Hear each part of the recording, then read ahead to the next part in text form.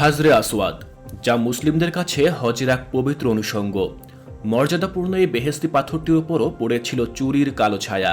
পবিত্র কাবা মুসলমানদের আবেগ, অনুভূতি ও ইবাদতের প্রধান কেন্দ্র। আর হাজরে আসওয়াদ কাবা ঘরের দেয়ালে বিশেষভাবে স্থাপনকৃত একটি পাথরের নাম। আরবি হাজর শব্দের অর্থ পাথর, আর আসওয়াদ শব্দের অর্থ কালো, অর্থাৎ কালো পাথর।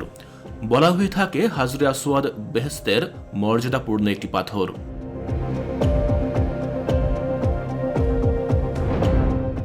জান্নাতি এই পাথরটি পৃথিবীতে কিভাবে এলো, এই ইতিহাস অনেকেরই জানা।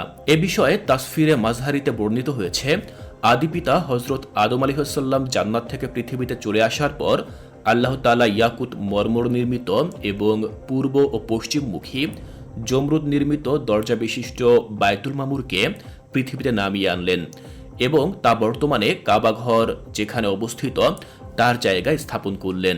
এরপর হজরত আদম আলাইহিসসালামকে বললেন, তুমি জান্নাতে যেভাবে এই ঘর তাওয়াফ করতে এবং এই ঘরকে ঘিরে নামাজ আদায় করতে, এখানেও সেভাবে নামাজ পড়ো, তাওয়াফ করো। এ সময় বায়তুল মামুরের সঙ্গে হাজরে আসওয়াদকেও পৃথিবীতে নামিয়ে আনা হয়।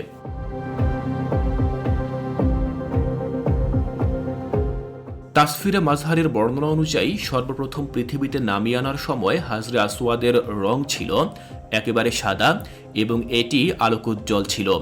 তবে জাহিলি যুগে এক পাপী ও অপবিত্র নারীর স্পর্শে পাথরটি কালো হয়ে যায়।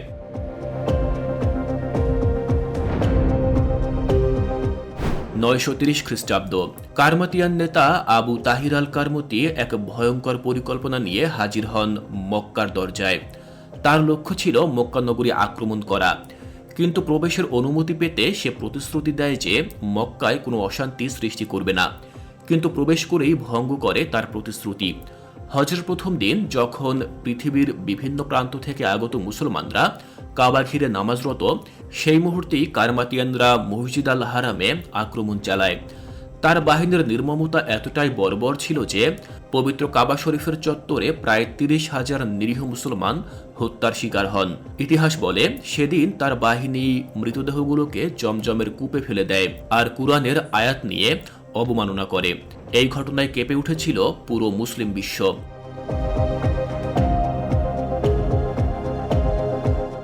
কারমতি বাহিনীর অত্যাচারের এখানেই শেষ নয়। তারা কাবা শরীফের পবিত্র হাজরে আসওয়াদ কাবা থেকে চুরি করে বাহরাইনের মসজিদ আল দিরারে নিয়ে যায়। তাদের উদ্দেশ্য ছিল মসজিদ আল দিরারকে পবিত্র কাবার বিকল্প হিসেবে প্রতিষ্ঠা করা, যেন মানুষ সেখানে হজ পালন করে। এই ভাবনায় সে একটি নতুন ধর্মীয় কেন্দ্র স্থাপনের চেষ্টা করে। তবে তার এই পরিকল্পনা এক মুহূর্তের জন্য বাস্তবায়িত হয়নি। মুসলিম বিশ্ব তার এই দুরভিসন্ধিকে গ্রহণ করেনি। এদিকে পাথরটি চুরি হওয়ার পর মুসলিম বিশ্বে শোকের ছায়া নেমে আসে। হাজরে আসওয়াদকে ফিরিয়ে আনার জন্য বিভিন্নভাবে চেষ্টা চলতে থাকে।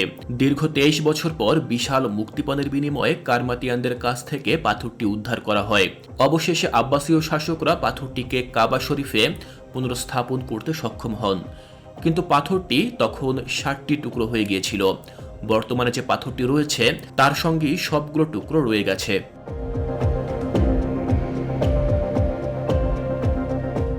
আবু তাহির আল কারমতির পরিণতি তার অত্যাচারের মতোই ভয়াবহ ছিল। বলা হয় তার মৃত্যুর আগে তার শরীর পোকায় ভরে গিয়েছিল, যা তাকে এক মর্মান্তিক পরিণতির দিকে নিয়ে যায়। ইতিহাস মনে রাখে পবিত্রতার উপর আঘাত কখনোই ক্ষমার যোগ্য নয়। এজন্যই বলা হয়, মহান রব ছাড় দেন তবে ছেড়ে দেন না।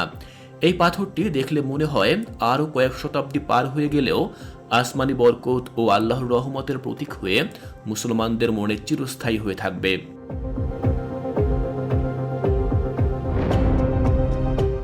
মাল্টিমিডিয়া ডেস্ক, সময়ের বার্তা।